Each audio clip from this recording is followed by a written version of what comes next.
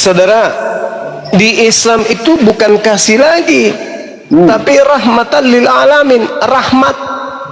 Kalau di Kristen mengasuh, kalau di Islam rahmat lil alamin, rahmat kepada alam semesta. Rahmat itu bahasa Arab, artinya apa? Kasih sayang. Kasih sayang kepada alam semesta, berarti bukan cuman kepada musuh, tetapi kepada seluruh makhluk yang ada di atas muka bumi ini. Itu kemudian dianjurkan oleh Allah untuk disayangi, dikasihi. Islam rahmatan lil alamin. Sedangkan Kristen menggunakan slogan kasih itu hanya aksesoris, Bang. Itu cuman aksesoris.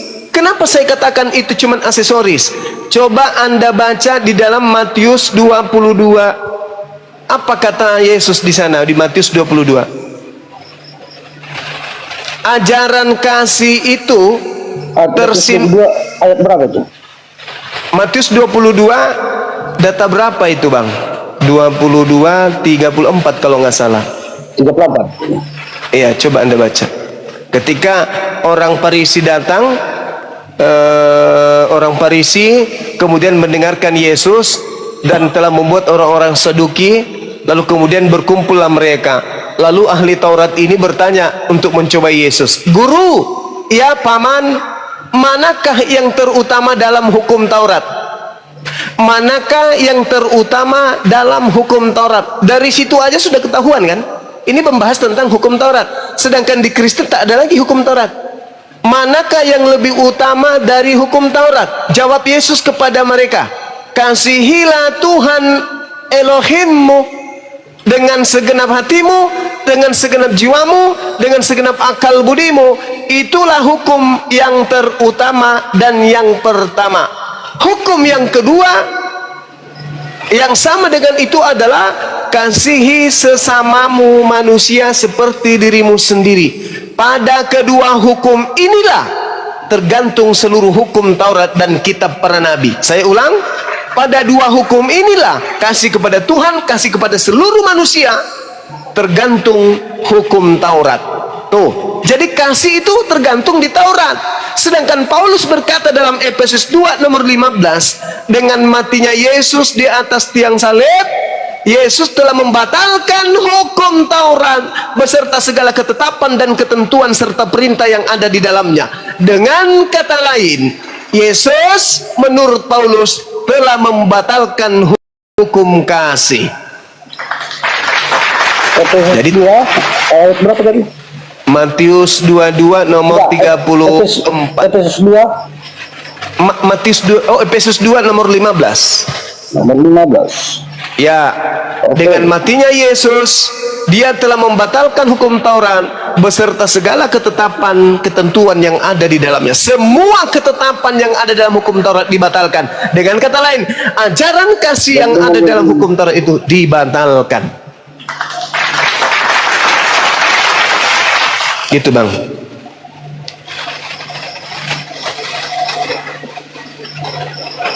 Itu kan disambung itu, Bang.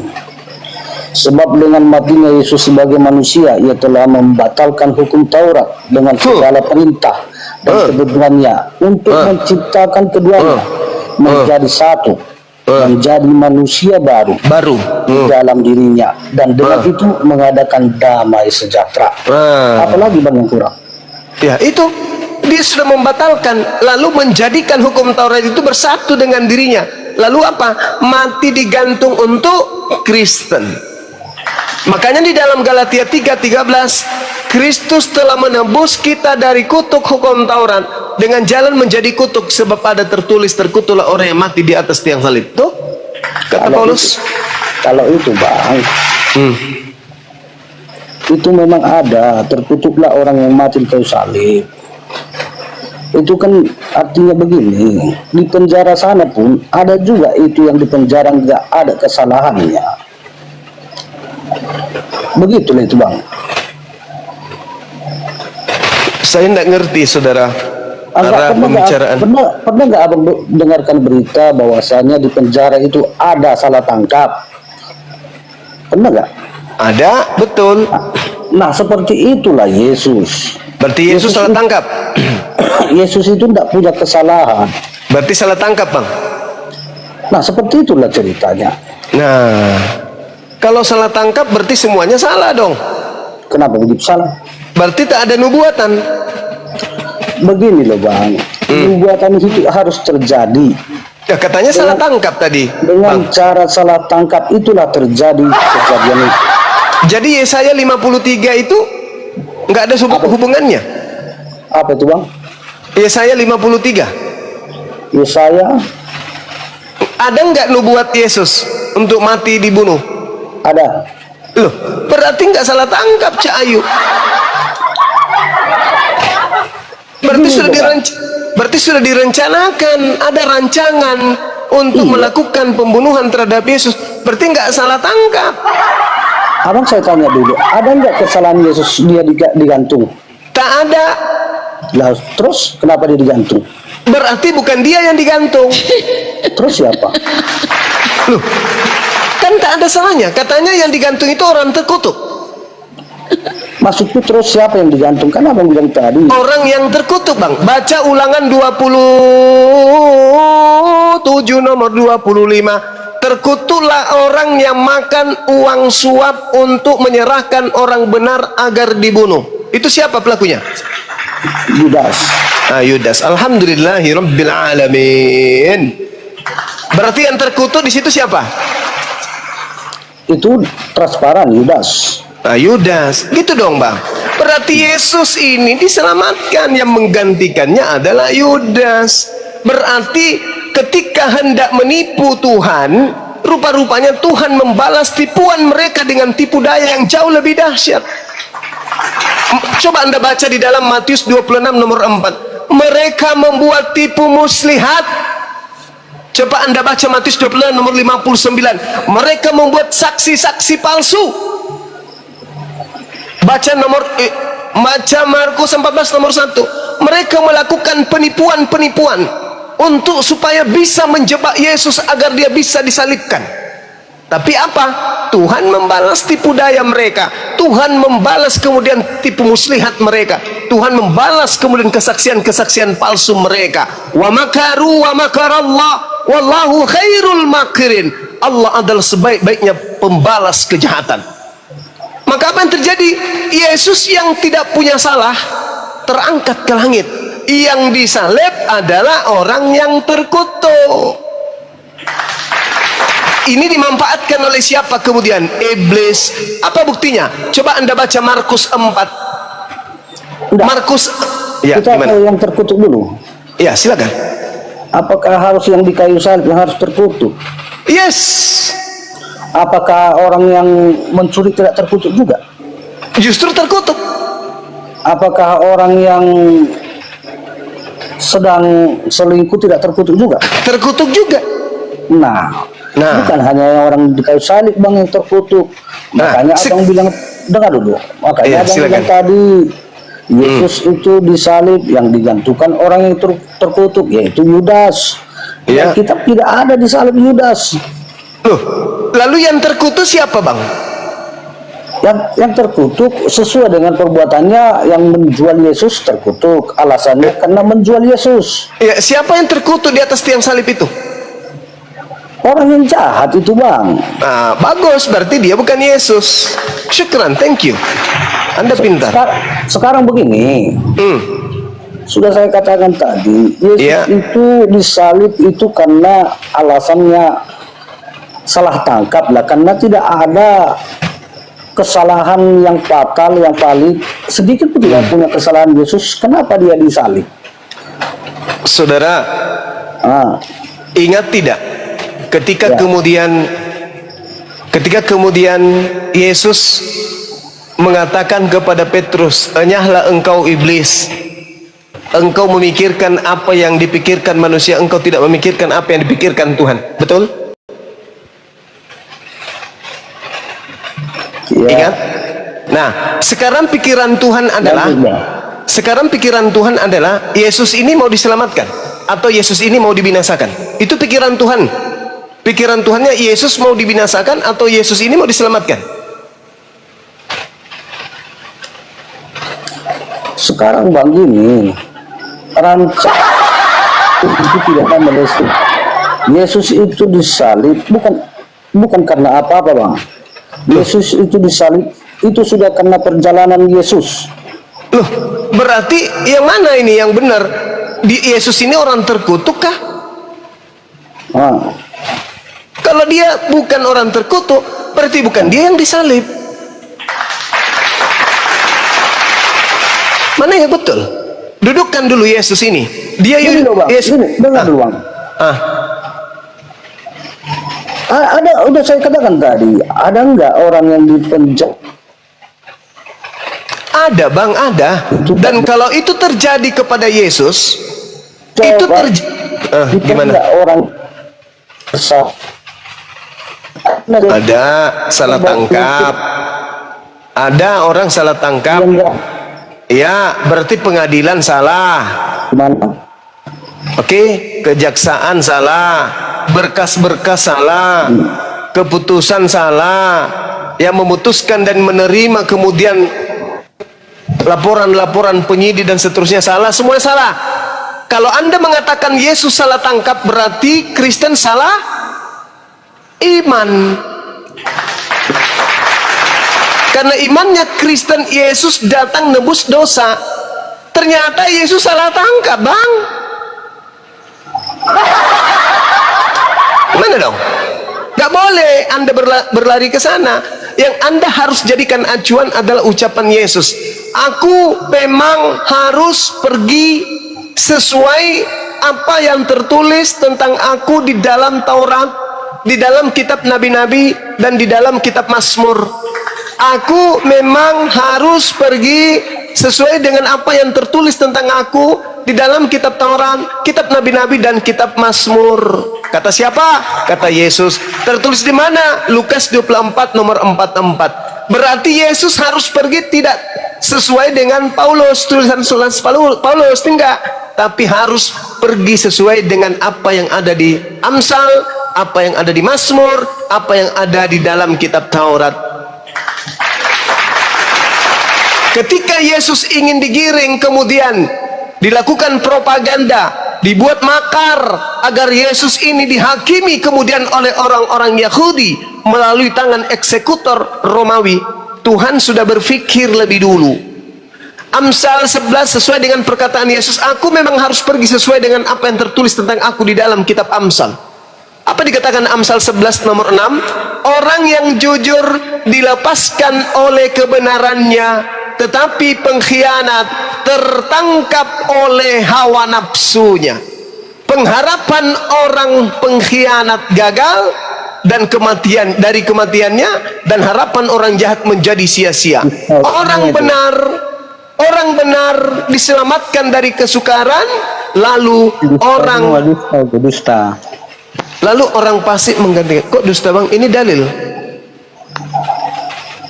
Amsal 11 nomor 6, nomor 7, nomor 8 Anda katakan itu dusta. Ayat itu bukan nubuatan Yesus bang, itu untuk secara umum. Oke, itu. baik. Saya tanya sama saudara, Yesus orang benar atau bukan? Begini ya, dengar. Tadi waktu dibilang kawan itu salah tangkap, abang bilang harus sesuai dengan nubuatan. Sudah sesuai dengan nubuatan, abang bilang si Judas yang Hey, kalau tidak sesuai dengan nubuatan, baru Anda katakan salah tangkap. Kalau sesuai dengan nubuatan, tadi dibilang abang itu berarti salah tangkap. Abang bilang kalau salah tangkap tidak sesuai dengan nubuatan. Betul sekali, betul sekali. Benar 100%. Secara nubuatan kalian bilang Yudas yang ditangkap. Kayak mana secara pemikiran kalian? Sekarang kalau sudah dinubuatkan, saudara, kalau sudah, saya tanya bang, kamu yang harus jawab pertanyaan saya. Yesus yang dinubuatkan untuk mati di salib atau bukan? Ya dinubuatkan bang. Kenapa Anda mengatakan salah tangkap? Sekarang gini, saya tanya. Sekarang begini. Kalau sudah punya nubuatan mati di salib dan Yesus yang disalib, berarti tidak salah tangkap. Apa sih orang ini? Kamu yang mengatakan Yesus salah tangkap, berarti tak ada nubuatan dong kalau gitu. Sekarang Anda merengek, adalah nubuatannya untuk siapa? Untuk Yesus. Berarti kalau Yesus ditangkap dan dibunuh, berarti salah tangkap enggak? Enggak salah, karena sudah ada nubuatan. Berarti Yesus ini benar-benar orang terkutuk. Paham? Paham sampai situ? Paham situ, Bang? Paham? Enggak. Berarti yang mana yang betul? Dinubuatkan tidak salah tangkap. Kalau tidak dinubuatkan salah tangkap. Kalau orang yang dipenjara karena tidak ada kesalahan, itu apa itu namanya? Salah tangkap, Paman. Terus Yesus nggak punya kesalahan lalu disalib, apa namanya itu? Yesus tidak punya kesalahan tapi disalib. Dia salah tangkap. Loh, Ya, salib kalau begitu. Karena nggak punya Salah tangkap berarti Tapi tak ada nubuat. Abang ini gimana? Itu sudah dibuatkan, tetapi dengan cara salah tangkap itulah, dengan cara salah coba tangkap kamu, itulah. saudara, kamu tunjukkan kepada saya ada nubuatannya salah tangkap. Sekarang ini ya, Bang. Hei, saudara, yang saya bacakan dalil, dengar, pelan-pelan ya, pelan-pelan saya bacakan dalilnya ya. Orang yang jujur dilepaskan oleh kebenarannya. Pertanyaan saya, Yesus orang benar atau bukan? Cocok itu salah tangkap, bukan Yesus yang ditangkap, bukan Yesus disalib. Sudah. Saya ulang lagi. Benar. Orang yang jujur dilepaskan oleh kebenarannya. Akulah jalan, akulah kebenaran. Yesus dilepaskan atau tidak? Yesus itu lepas. Dilepaskan? Bukan dari yang hidup, tapi setelah dia mati.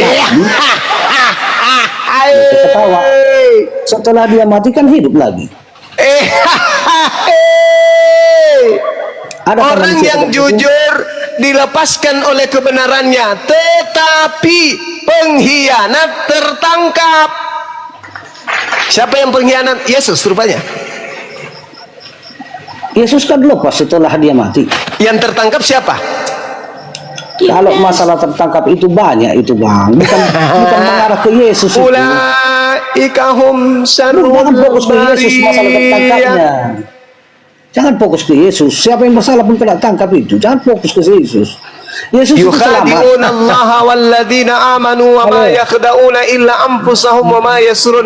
Anda ingin menipu Allah dan menipu orang-orang beriman, tapi sesungguhnya Anda sedang menipu diri Anda sendiri loh.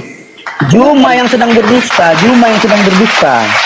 Yesus itu orang yang mengajarkan kebenaran, betul? Juma yang berdusta. Dia nggak mau kan, dia melindungi Yesus palsu, dia lindungi Yesus palsu. Sekarang begini saudara, kenapa kalian ini Kristen pingin kali Yesus mati, padahal Yesus itu orang benar? Kenapa? Apa bedanya Anda dengan iblis? Kutanya dulu. Mau tahu nggak iblis itu? Iblis datang mencobai, membawa kebumbungan bait suci agar Yesus mati. Nggak berhasil, Yesus dibawa ke padang gurun. Nggak berhasil lagi, Yesus dihantarkan lagi supaya Yudas berkhianat agar Yesus dibunuh. Oke? Setelah itu iblis berusaha lagi merasuki imam kepala, mahkamah agama, orang Farisi, ahli Taurat agar Yesus dibunuh. Iblis pingin kali Yesus dibunuh. Kenapa kalian juga pingin Yesus dibunuh? Bedanya antara kalian dengan iblis apa? Jawab saya. Iblis mau Yesus dibunuh, kalian juga mau Yesus dibunuh. Bedanya kalian dengan iblis itu apa? Jawab. Kami tak pernah menginginkan Yesus dibunuh. Loh, kamu mempertahankan dari tadi ngotot. Saya sudah memperjuangkan, saya baca dalil. Orang yang jujur dilepaskan oleh kebenarannya. Yesus lepas dong, karena dia orang benar. Tetapi pengkhianat, Setelah ia mati lepas. Terbukti bahwa dia itu tidak berdosa, dia hidup kembali. Itu lepasnya. Mama. Adakah yang seperti itu? Loh, bagaimana dengan dalil yang mengatakan bahwa di dalam Amsal 21 nomor 18? Ayo, Anda itu bikin judul aneh-aneh. Orang fasik dipakai sebagai tebusan bagi orang benar. dan pengkhianat sebagai ganti orang jujur. Gimana cara Anda untuk menganulir dalil ini?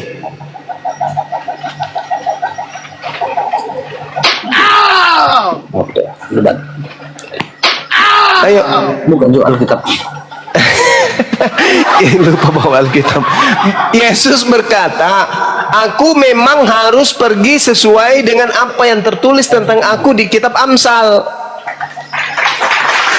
Amsal 21:18, orang fasik, Paulus itu apa? Si Yudas itu fasik. Orang fasik dipakai sebagai tebusan bagi orang benar.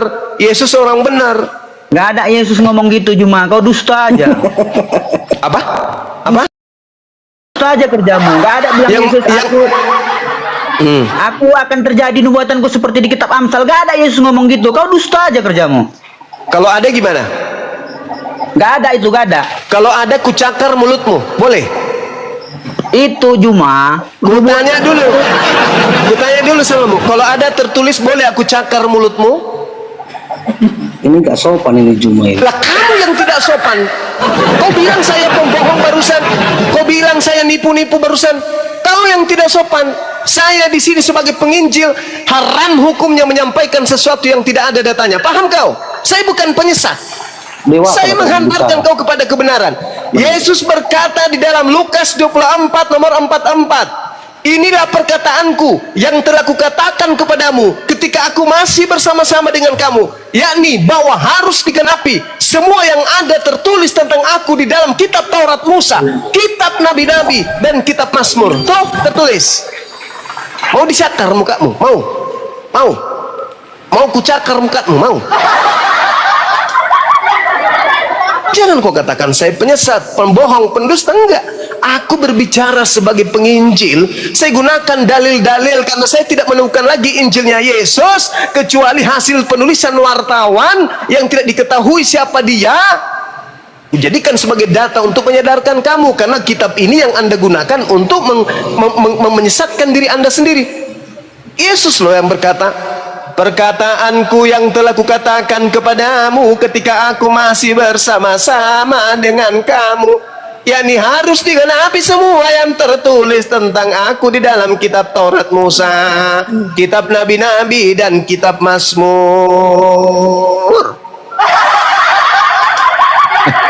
Kata Yesus loh.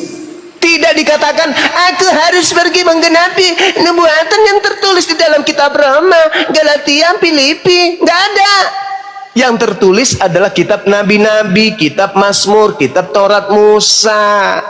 Jadi acuan untuk menjelaskan Yesus cara perginya meninggalkan dunia harus berdasarkan kitab-kitab tersebut.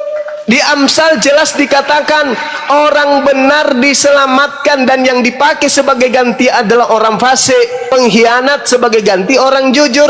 Yesus orang jujur, Yudas pengkhianat. Maka ketika Yesus ingin ditangkap, yang menggantikannya sopo? Pengkhianat. Siapa pengkhianatnya? Mister Yudas. Yudas. Gitu aja kok bingung. Kenapa Anda begini? Karena pada diri Anda itu ada iblis yang menjebak Anda di dalam kebohongan yang sudah turun-temurun mendarah daging dari sejak semula. Paham? Dalil disajikan kok dilawan semua. Kalian ini kenapa ngotot Yesus harus mati? Yesus itu orang benar.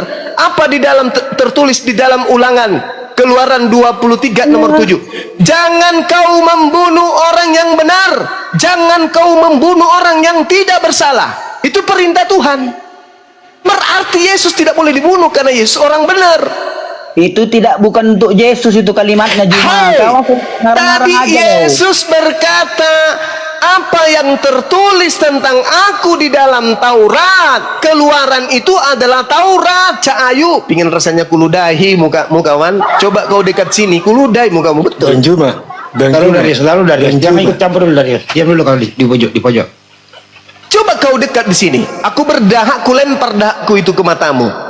Kenapa? Karena kau punya mata, kau punya otak, kau punya Bible. Tertulis demikian adanya. Kau bantah pula. Hah? Malaikat dari mana lagi yang kau harapkan untuk menyelamatkan kau? Bang Suma tanpa kau bayar, gratis ku ajarin samamu. Pendeta hanya memungut perpuluhan samamu, tapi pendeta tidak menginginkan keselamatan terjadi padamu. Kenapa? Karena pendeta sejatinya adalah perpanjangan tangan dari Mesias palsu yang datang kepada Paulus. Paham kau?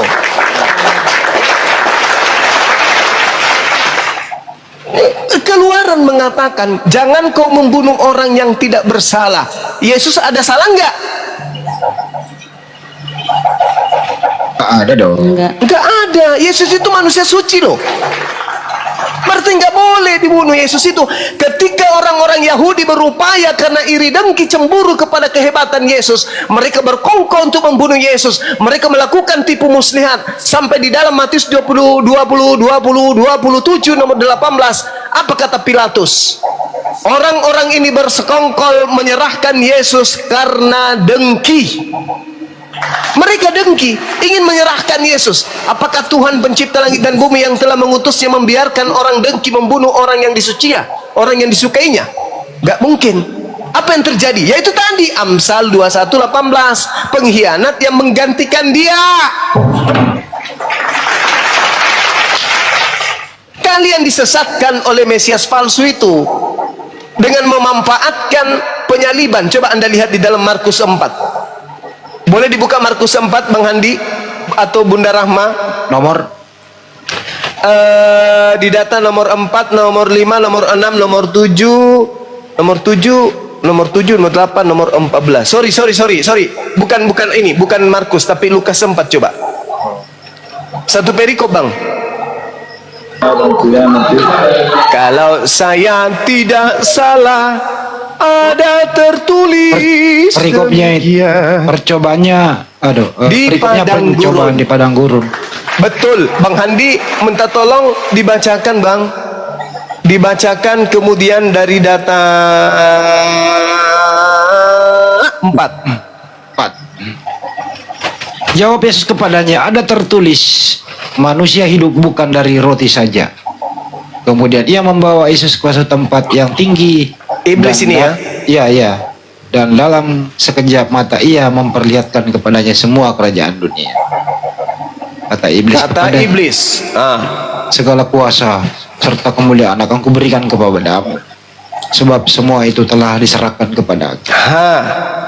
Dan memberikannya kepada siapa yang kehendak.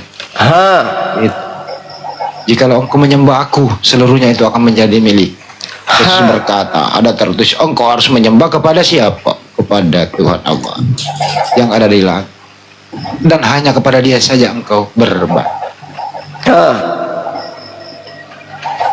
Terus? Yes. Kemudian ia membawa Yesus ke Yerusalem dan menempatkan dia di bumbungan bait Allah, lalu berkata kepadanya, jika engkau anak Allah, jatuhkan dirimu ke bawah. Terus? Sebab ada tertulis mengenai engkau, ia akan memerintahkan malaikat-malaikatnya untuk melindungi engkau, dilindungi. Dan mereka akan terus menantang engkau di atas tangannya supaya kakimu jangan terangkut kepada batu. Yesus Terus? menjawabnya, ada firman, jangan engkau mencobai Tuhan Allahmu sesudah iblis. Endingnya nomor 13. Sesudah iblis mengakhiri semua percobaan itu, iblisnya mundur dari Yesus dan apa, Bang Hadi? menunggu waktu yang baik. Menunggu waktu yang baik. Iblisnya mundur. Wah, ternyata Yesus susah untuk dicobai. Yesus ini susah untuk dikelabui. Yesus susah untuk dikibulin. Mundur iblisnya sambil apa? Menunggu waktu yang tepat. Kapan waktu yang tepat itu? Ketika orang-orang Yahudi tidak suka kepada Yesus, itu dijadikan oleh iblis sebagai ajang yang bermanfaat dan baik untuk kesempatan itu. Apa yang terjadi? Dia merasuki Yudas. Ketika huru hara terjadi antara orang Yahudi, orang Farisi, Anda boleh baca di dalam Yohanes 11 nomor 45 sampai nomor 57. Baca di situ.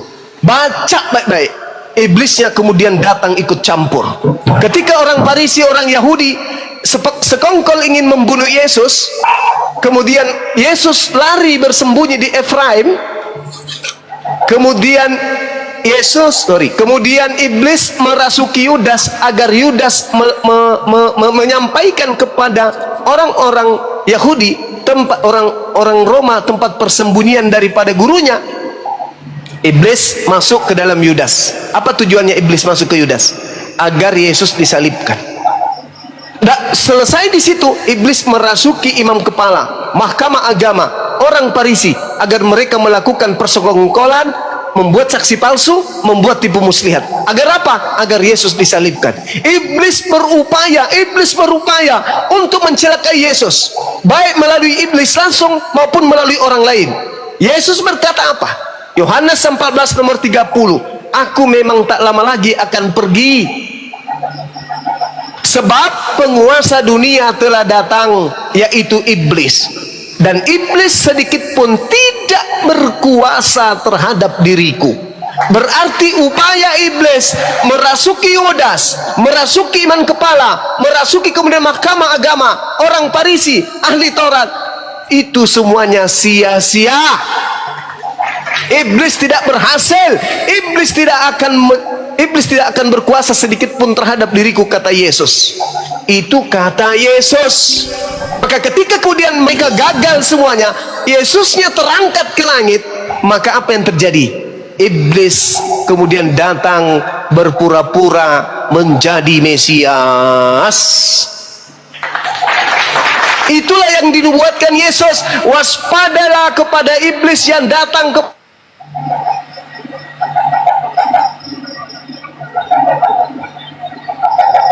Ya, Mute. suaranya hilang. Nggak ada suara. Cek, suaranya hilang. Apa kena repot Gurunda ini? Ya, di tab-tab layar teman-teman, Yesus. tembusin sampai 1K. Itu yang hilang. perlu saudara pahami. Itu yang perlu saudara pahami. Ketika Yesus terangkat ke langit, iblisnya muncul kemudian menjelma menjadi Yesus. Coba Anda lihat di dalam Matius 28. Tadi saya baca, Bang Handi membaca Lukas 4. Kepadaku telah diberi kuasa baik di langit maupun di bumi, dan aku berhak memberikan kepada siapa yang aku kehendaki. Itu siapa? Iblis. Lihat di Matius 24, Matius 28 nomor 18. Kemudian Yesus memanggil mereka dan berkata kepada mereka, kepadaku telah diberikan kuasa baik di langit maupun di bumi. Pergilah ke seluruh dunia, jadikanlah seluruh bangsa menjadi pengikutku. Itu siapa? Itu siapa? Hei, itu siapa? Iblis. Iblis laknatullah alaih. Na'udzubillah summa na'udzubillah. Kita berlindung kepada godaan iblis yang datang menggoda melalui saudara-saudara Kristen.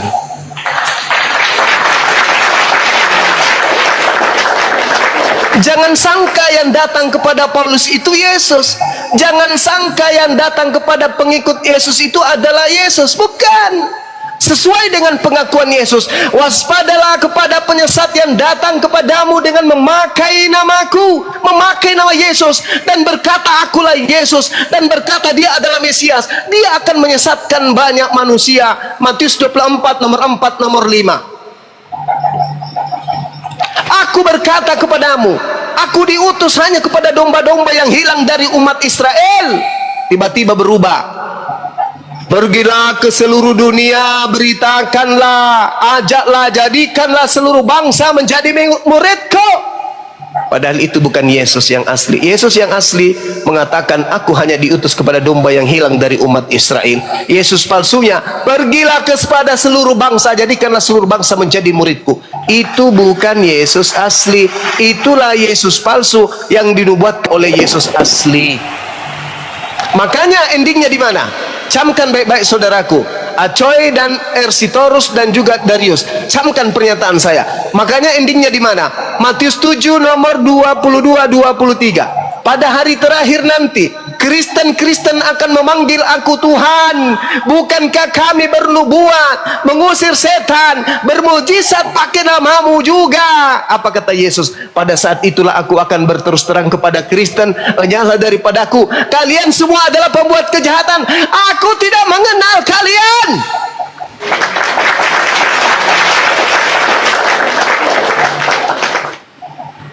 Wa isqalallahu ya Isa bin Maryam ya bani Israel inni rasulullahi ilaikum. Wa is qala Allahu ya Isa bin Maryam a anta qulta linnas tahizuni wa ummi qala subhanaka ma yakunu li an aqula ma laysa li bihaqqi ma qultu lahum illa ma amartani bi ani abudullah rabbi wa rabbakum. Hei Isa, apakah kamu yang mengajarkan Kristen untuk menuhankan dirimu selain daripada aku? Qala subhanaka ma yakunu li an aqula ma laysa li bihaqqi. Maha suci engkau ya Allah, aku tidak pernah mengajarkan di luar Yahudi untuk menuhankan diriku selain daripada dirimu. Sesungguhnya aku mengajarkan kepada mereka, ma qultu lahum illa ma amartani bi abudullah rabbi wa rabbakum. Sembahlah Allah Tuhanku dan Tuhanmu. Jangankan kepada Bani Israel, kepada iblis pun yang datang mencobai aku, kuperintahkan dia untuk menyembahnya kepadamu. Dan bahkan di dalam Yohanes 4 nomor 24 nomor 22, dari Yohanes 4 nomor 22 tertulis dengan sangat jelas di sana, aku dan pengikutku menyembah apa yang kami kenal, kalian semua menyembah apa yang tidak kalian kenal. Kami bukan mau dengar khotbah loh Jumang. Pasang otakmu baik-baik. Aku sedang meruqyah kau menggunakan Bible. Paham? Kami bukan dengarkan khotbah. Sekarang pertanyaan saya kepada saudara, apakah Yesus menubuatkan akan munculnya Yesus palsu? Ya atau tidak? Sekarang saya tanya, tegas-tegas saya jawab. Yesus atau Yudas yang tanya?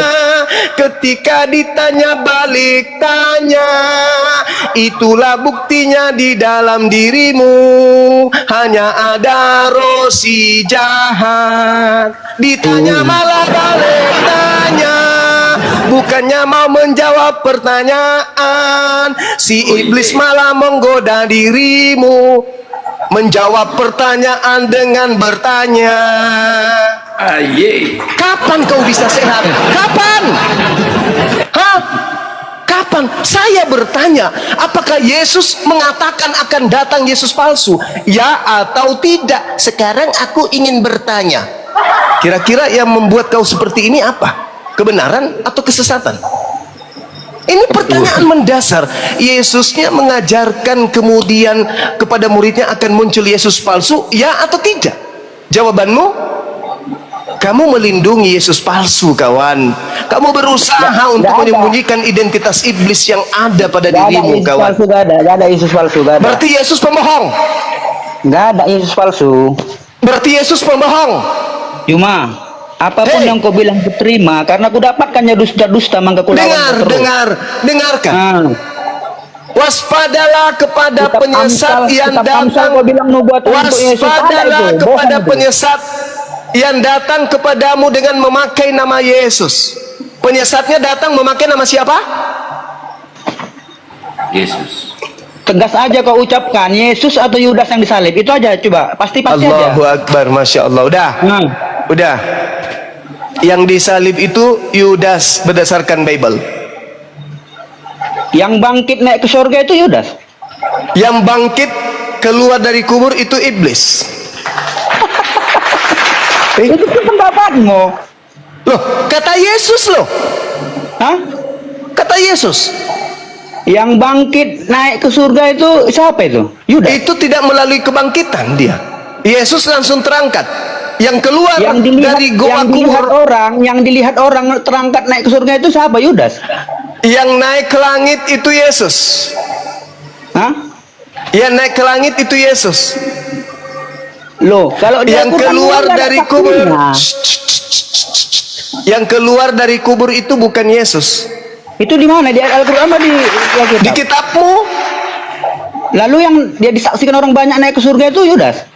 Yang naik ke langit itu Yesus. Yang kau jawab, yang disaksikan orang banyak itu yang naik ke surga itu Yudas atau Yesus? Yesus yang terangkat ke langit. Yudas tidak terangkat ke langit. Yang keluar dari kubur itu oknum yang berbeda. Dialah Yudas berdasarkan Bible. Di mana tertulis Berarti itu, Pak? Yudas Apanya? yang pengkhianat itu bisa bangkit. Apanya Ya? di mana tertulis? Yesus, kamu katakan iblis. Loh, Yesus mengatakan waspadalah kepada penyesat yang datang kepadamu dengan memakai nama Yesus. Enggak, tadi yang bangkit dari yang kubur kamu katakan Yesus itu iblis. Di mana? Yes. Siapa yang bangkit itu? Markus 16 nomor 12. Hati-hati. Markus 16 nomor 12. Pengarang Markus berkata, lalu Yesus menampakkan diri dalam rupa yang lain. Pertanyaan saya, dari Jangan pengarang, itu asumsimu pengarang. lalu apa Markus- kalau bukan pengarang? Markus berapa itu? Kau buktikan yang Markus terangkat naik 16. disaksikan orang banyak itu Yudas atau Yesus. Markus 16 nomor 12. Lalu dia menampakkan diri dalam rupa yang lain. Pertanyaan saya, Kau nggak pernah mau topik itu apa dia menjawab. pertanyaan saya, dari Saya mana tahu pengarang pikiranmu. Markus? Dari mana pengarang Markus? Ayat ini dibuka. Dari mana pengarang Markus tahu kalau itu adalah Yesus? Jawab, silakan. Silakan. Ayo, jawab. Dari mana? Yang jelas yang nampak oleh Markus bukan Yesus. Tadi enggak, bukan itu. Tadi yang keluar dari Pindah-pindah kubur, lagi. Itu Ayo. terus di mana itu pertanyaanku tadi? Yang mana? Tadi pertanyaan bukan yang keluar dari liang kubur itu, yang bangkit dari liang kubur itu iblis. Cuma Ya. bilang, di mana? Yes. Itu pertanyaanku. Pertanyaannya bahwa iblis, coba Anda lihat kemudian tanda Yunus, Matius 12. Apa kata Yesus? Angkatan jahat ini minta satu tanda, dan tidak akan diberikan satu tanda kepada angkatan jahat melainkan 3 hari 3 malam di perut bumi. Berarti hari ketiga keluar dari perut bumi. Itu tanda untuk siapa? Jawab. Kenapa fokus ke iblis? Lah, keluar dari kubur itu adalah angkatan jahat. Baca Yesaya 14 nomor 15. Coba bacakan saya pengen dengar. Bacakan saya, Bang. Bacakan saya. Jangan lari ayatnya. Yesaya 14. Loh, gimana sih? Gimana? Emang di dalam kitab, saya mau tanya sama Anda. Di dalam kitab saudara ini bertalian enggak antara kitab perjanjian lama, perjanjian baru? Bertalian enggak? Begini, maka ketahuan dustamu. Kalian silakan. bilang yang ditangkap dan dikubur Yudas. Ini udah kau bilang yang keluar iblis. Itu siapanya? Yudas atau iblis yang dikubur ini? Hei, yang keluar dari kubur itu bukan Yudas. Ngapain Jadi? Yudas keluar dari kubur? Untuk Jadi? apa? Yang keluar iblis lah. Sementara yang diserupakan Yudas pengen bilang kayak mana tipu-tipumu ini? Pada saat penyaliban Cahayu, Iya. Yudas lah yang setelah dia ditangkap. turun dari kubur, yang keluar dari kubur itu adalah iblis. Yesaya 14:15, sebaliknya ke dalam dunia orang mati engkau diturunkan, ke tempat yang paling dalam di liang kubur engkau dimasukkan. Siapa itu? Lucifer kan? Kenapa Yesus menjadikan tanda keluar dari kubur itu sebagai tanda untuk angkatan jahat? Tanya dulu. Matius 12 nomor 38. Nomor 38. Ya, silakan. Oke, tunggu sebentar ya. Silakan, Sawan. Pada Habis waktu kamu itu- habis kau baca baru kau tertawa. Pada waktu itu berkatalah beberapa ahli Taurat Dan dan orang Farisi kepada Yesus, "Guru, Ya. kami ingin melihat suatu tanda daripadamu." Tetapi jawab Yesus kepada mereka, "Angkatan yang jahat dan tidak setia ini menurut suatu tanda, menuntut bukan menurut, baca yang betul. menuntut suatu tanda. Bagus, Tetapi bentar. kepada mereka tidak akan memberikan tanda, Tidak akan selain- diberikan, bukan memberikan. Baca yang betul. tidak akan diberikan tanda selain tanda Nabi Yunus. Sebab seperti Yunus tinggal di dalam perut ikan 3 hari 3 malam. Demikian juga bumi 3 hari 3 malam. Pada waktu penghakiman, orang-orang Niniwe. Demikian juga anak manusia akan tinggal di dalam rahim bumi.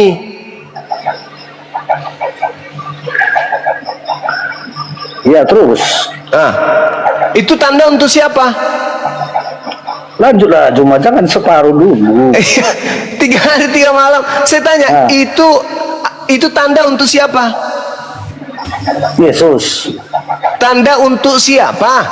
Yesus. Ini perkataan itu Yesus. Yang tadi minta tanda siapa? Angkatan Yang jahat. angkatan jahat. Kalau sudah 3 hari di dalam perut bumi ngapain? Lanjut ke hari keempat atau bangkit? Demikian juga anak manusia akan tinggal di dalam rahim bumi 3 hari 3 malam. 3 malam. Setelah 3 malam, besoknya bangkit atau tidak? Bangkit. Bangkit. Itu simbol tanda untuk siapa? Sabar dulu, cuma kita baca dulu semua. Pada waktu penghakiman, orang-orang Niniwe akan bangkit bersama angkatan ini, dan penghukumannya juga, sebab orang-orang Niniwe itu bertobat setelah mendengar pemberitaan Yunus. Terus, Iya. Apa? dan sesungguhnya yang ada di sini lebih daripada Yunus. Yunus. Berarti lebih jahat kan? Lebih dari Yunus. Yunus tahu orang jahat Yunus. Tidak, bukan orang Niniwe. Pada waktu penghakiman orang-orang Niniwe akan bangkit bersama angkatan ini dan menghukumnya juga, sebab orang Niniwe itu bertobat setelah mendengar pemberitaan Yunus. Dan sesungguhnya yang ada di sini lebih daripada itu. Artinya angkatan jahat ini lebih daripada orang-orang Niniwe. Sekarang pertanyaannya kepada saudara, ini keluar dari kubur pada pagi hari di hari ketiga itu angkatan Yunus itu simbol untuk angkatan jahat atau angkatan baik? Semua mulai dengar dulu, semua mulai iblisnya bekerja. ini saya mau jawab atau gimana ini? Saudara, Anda baca di dalam Lukas 24 nomor 37. Ketika mereka melihat sosok Yesus itu datang, mereka mengatakan, mereka mengira melihat hantu kan? Ya. Kenapa dia tidak mengatakan, Tuhanku sudah keluar dari kubur? Kenapa justru murid-muridnya yang asli ketakutan? Mereka tidak percaya apa perkataan Yesus akan terjadi. Sekarang begini, kalau saudara Sitorus yang ada di situ pada hari ketika melihat Yesus keluar dari kubur, apa yang Anda lakukan? Saya terkejut dan tidak percaya bahwa itu Yesus. Berarti Anda Kurang bukan beriman. angkatan jahat. Kurang beriman. Bukan. Angkatan jahat yang diberi tanda, murid-muridnya tidak diberi tanda. Bukan itu arahnya. Mereka memastikan yang minta dengar, yang minta tanda angkatan jahat atau angkatan benar? Semua orang yang sudah dikubur pasti angkatan jahat, tetapi Yesus bangkit. Maksudnya bukan begitu, Cak Ayu. Alamak. Orang-orang jahat ini datang, orang Farisi termasuk Paulus ini datang kemudian. Guru, paman, kami ingin minta satu tanda dong darimu sebagai tanda kehebatanmu. Angkatan jahat ini tidak akan diberikan satu tanda kecuali tanda Yunus, sebab Yunus 3 hari 3 malam dalam perut ikan, demikian juga anak manusia akan berada dalam perut bumi 3 hari 3 malam. Berarti hari ketiga lanjut nggak dia keempat? Enggak kan? Ya, ada lanjut dia bangkit. Berarti bangkit. Nah, ini tanda untuk siapa? Yesus. Nah, itu kan ini gimana saudara ini? Yang minta tanda kok Yesus? Yang minta tanda di situ angkatan jahat. Maka diberilah tanda angkatan jahat ini, apa itu? Bangkit pada hari ketiga. Anda percaya ada Tuhan keluar dari goa kubur? Anda angkatan jahat, Cak Ayu. Makanya enyahlah daripada aku kalian semua adalah pembuat kejahatan. Ketika makhluk ini keluar, ketika keluar makhluk ini, apakah berhenti menyesatkan? Tidak. Pergilah kepada seluruh bangsa, jadikanlah seluruh bangsa menjadi muridku. Tuh aksinya tuh.